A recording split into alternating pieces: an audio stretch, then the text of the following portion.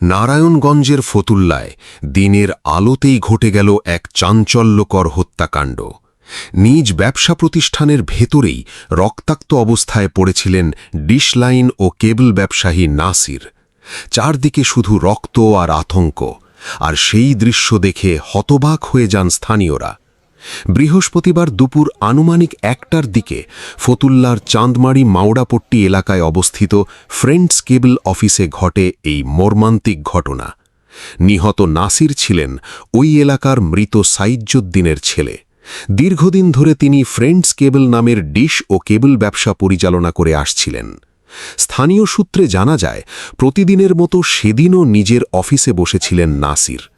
হঠাৎ করেই অফিসের ভেতর থেকে ভেসে আসে চিৎকার শুনে আশপাশের মানুষ দৌড়ে গিয়ে দেখেন রক্তাক্ত অবস্থায় মেঝেতে পড়ে আছেন নাসির।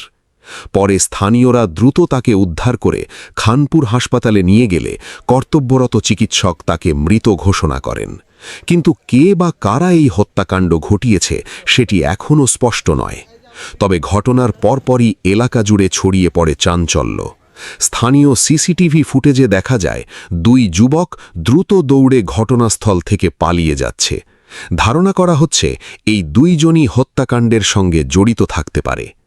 প্রত্যক্ষদর্শী অটোরিকশা চালক আলাউদ্দিন জানান, তিনি একজনকে রক্তমাখা ছুরি হাতে দৌড়ে মাইক্রোস্ট্যান্ডের দিকে পালিয়ে যেতে দেখেছেন। ওই যুবকের পরনে ছিল কালো রঙের পাঞ্জাবি।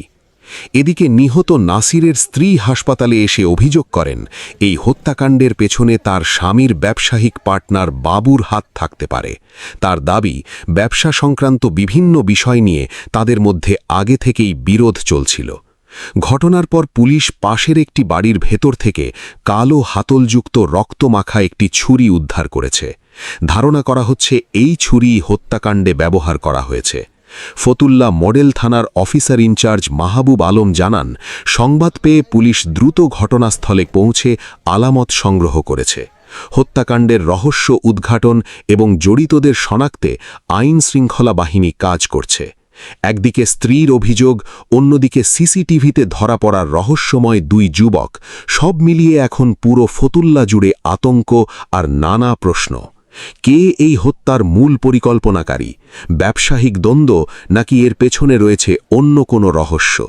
এসব প্রশ্নের উত্তর খুঁজছে এখন পুলিশ, আর বিচার চাইছে নিহত নাসিরের পরিবার।